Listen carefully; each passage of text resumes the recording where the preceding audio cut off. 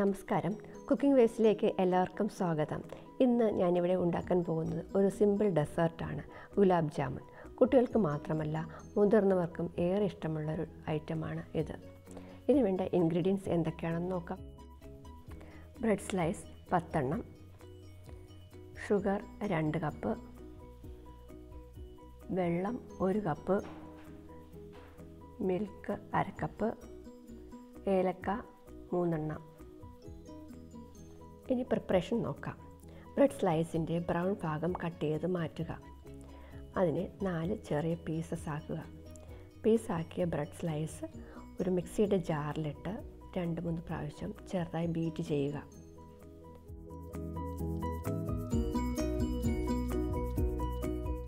Beat ചെയ്ത bread crumbs ഒരു ബൗളിലേക്ക് മാറ്റുക.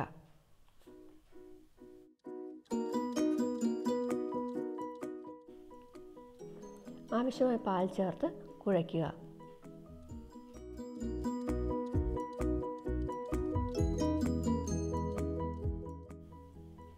ഇതുപോലൊരു കൺസിസ്റ്റൻസി ആവണം.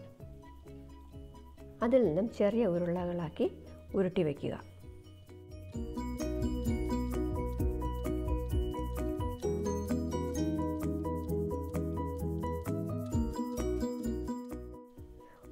ഒരു പാനിൽ ഓയിൽ ഒഴിച്ച് ചൂടാക്കുക. ചൂടായ ഓയിലിലേക്ക് ഉരുട്ടി വെച്ച ഉരുളകൾ ഇടുക. ബ്രൗൺ നിറമാകുമ്പോൾ കോരിയെടുക്കുക.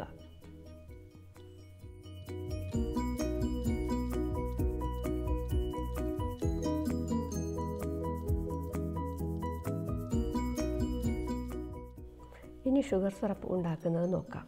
അതിലേക്കായി ഒരു പാത്രത്തിൽ 2 കപ്പ് പഞ്ചസാരയും 1 കപ്പ് വെള്ളവും എടുക്കുക. അതിലേക്ക് പൊടിച്ചു വെച്ചിരുന്ന ഏലക്ക കൂടി ചേർക്കുക.